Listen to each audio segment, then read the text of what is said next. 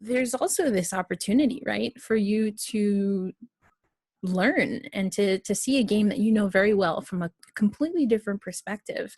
And I wonder if you've given any thought to the ways that you hope to be challenged in this new role and what you think that will bring to, again, how you view hockey. Yeah, that's a really good question. I I have been lucky enough to do some coaching over the years. My mom's a coach. I feel like I just grew up in that kind of world, and I truly believe that the more that I have been coaching and helping others, it helped me as a player. But I'm really excited to share the experiences that I've had, but also learn from Coach Muserall and um, Emily West and some of the people that I'm going to be around, and some of our volunteer coaches who are ex NHL players. There's just so many things that um, you can pick from everybody. Everyone's got their things and their little secrets, and um, I love that part of the game, and I'm just really excited to be able to coach at this next level and to learn from the people around me and the girls too. There's so much to learn from. It's been a while since I've been involved with the WCHA and NCAA and all that. So it'll be really exciting to be able to see that level of play now and where it's at and learn from everybody around me. Yeah, absolutely. Another big question, I think it's kind of an obvious one, but again, there's so much going on. What was kind of that process about, thinking about taking on a new role, um, relocating, with all the unknowns that are happening, not just in sports, but throughout the world right now?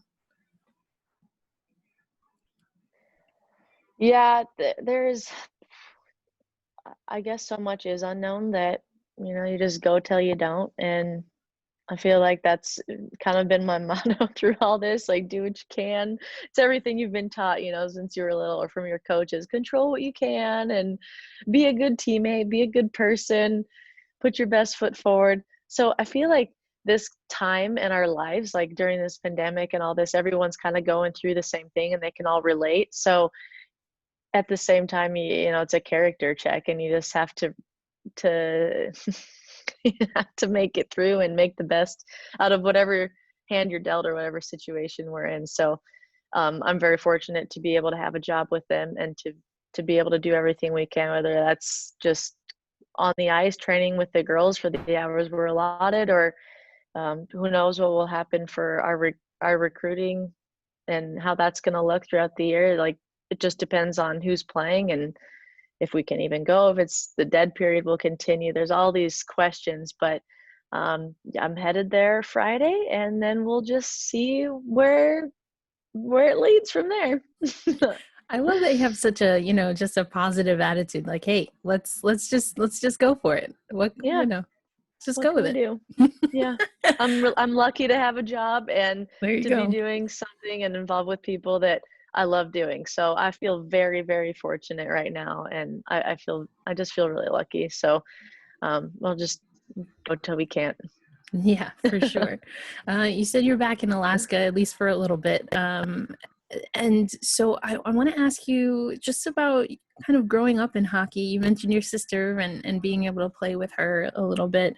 Um, but what was hockey like for young Zoe? Like, how did you get hooked? It's been a while since I've thought about stuff like that, but I would have to say my mom's been like the biggest influence on. She introduced hockey, and like we grew up ski racing actually, and playing hockey, and eventually just I chose hockey because they both got pretty competitive, and they're both demanding sports in the same season, and I loved hockey. All my friends played, and I definitely grew up playing with the boys, and kind of was in that generation still of being one of the only girls in the state that were playing at that level at that time. And so through high school, then I went to NAHA from there, North American Hockey Academy in Stowe with Bill Driscoll, and they still had it. And I really enjoyed my time there from my sophomore through senior year before I went to Duluth. But as a kid, just a lot of pond hockey. We're blessed to be here in Alaska where we had a lot of outdoor rinks and get to play with your buddies, and grew up with a bunch of brothers around me. So, and Tori and I guess, she was a couple years younger, so we never got to play together growing up, but we did at Naha for a year, and then we got to play together again in Calgary and in Sweden. So I think as we got older, we really started to appreciate, um, the time that we, knew we had left, and kind of took advantage of those opportunities to be able to play together. And I'm really, really thankful for that time for sure. For sure. That sounds amazing. I also want to ask you, there's a new team in the Pacific Northwest on the NHL side of things. But what was your team growing up, and then what are your thoughts about the Seattle Kraken? I love it. I love it. I can't wait to follow them. I've In most recent years, I've been a big Vegas fan. A lot of Alaskans are big Knights fans, so that's been the trend. But growing up, I was always a Detroit fan. I loved watching the Red Wings play. I loved Datsuk. He's always been my favorite player. So I think that's maybe a big reason why I like the Red Wings. But yeah, I can't wait to watch the Kraken and see how that's going to happen and where that goes. It's just expanding more west, and I think they'll have a really good following, especially from Alaska. Everyone up here, there's like Seattle Seahawks stuff, at the airport. You can get It's funny. Everyone's Seahawks fans, and so I think the Seattle Kraken will have a big following from Alaska for sure. Yeah, very cool. It looks like they're definitely trying to get into that culture, and get some hockey fans to come back to hockey, because there's a great Yeah, history of hockey, up that that's way. true. So it's been fun. It's Hmm. been fun learning from that new franchise as they're coming along. We talked a little bit back and forth about women's hockey, and would be remiss to miss an opportunity to talk to you just as about. I mean, even if you look at the national teams across the world, I mean, we didn't have, the four nations. You saw what happened to the World Championships, and then of course all of that continued delayed for because we're still dealing with coronavirus. Now, I want to ask you, as someone who's played women's professional hockey, again, a lot of different places, do you think there's concern that this has been such an off year, and that so many tournaments have had to be canceled for a number of reasons when it comes to the type of quality of play that we'll see when women's hockey returns, not just domestically and in leagues, but at the international level? Yeah. Everything's so unknown with that right now. It's like I think people are doing the best they can with what they have, whether it's at home or, with a group of people that they're training with in different regions.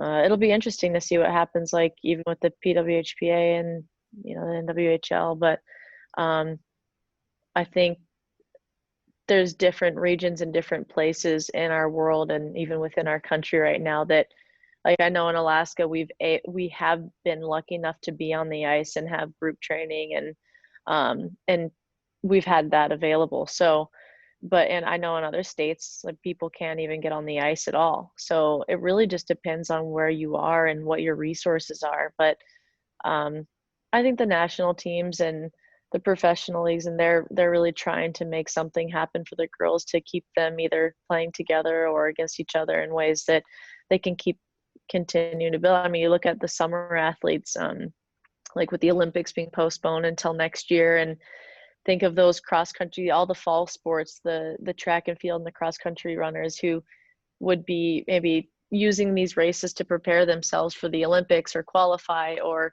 there's the age thing and the NCAA. It can be a mess right now with the incoming classes and the seniors not having a season, and it's there's just a lot on the table to deal with. So in the meantime, it's one of those you got to take.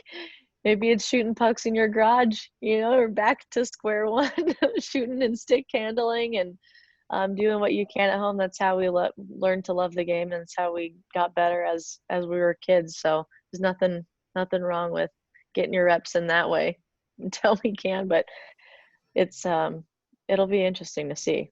I don't know if that answers your question, but I mean, It's it's as good as we got right now. Right? yeah, what can you say? Yeah. Right. No, I know I gave you a But hypothetical, but I think those are all things definitely to consider, and what of course we're all waiting to find out about as things continue to be postponed or delayed or unfortunately canceled.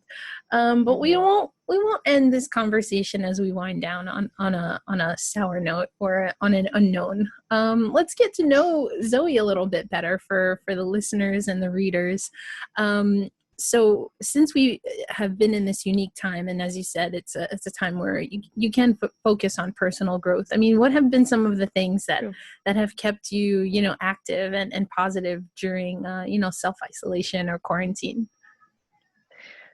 Well, I'd say I'm very lucky to have been in Alaska this summer. I was able to my husband and I came up to Alaska and we stayed with our family, so we were all staying in one house and um it's there's the pros and cons that come with all of that, but we've had a lot more time together and we've been able to be outside and I've been able to, before I signed with OSU, was able to have some I did some outdoor classes with some kids and, stayed within the health regulations and mandates here in Alaska. But it was a really fun way where typically I would be doing strength classes in a gym setting that we got to do that outside and work on, just speed, agility, and getting outside and getting our hands and feet dirty and whether it rains, rain or shine. It was so much fun and found just kind of like a new energy that we all were able to have together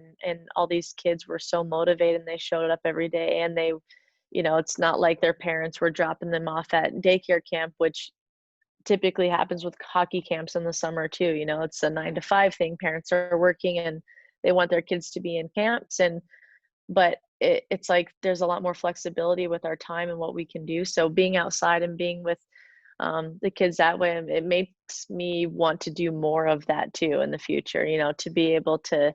So it was eye-opening for some of those things, but more family time, more time for self-care and working on projects. We built the rest of our deck that's been waiting to be built for the last 10 years. There's just stuff like that your honeydews that you can kind of check off and get through, and been lucky to be in one place. It's been um, a really great place to be for the summer months um, and to be able to still work with athletes and have that time there too. Oh, it's really cool. I'm still trying to make my way to Alaska, so I hear it's beautiful. And Yeah, and then there's fishing and all that yeah, stuff too. That's exactly, and exactly. hiking, more hikes.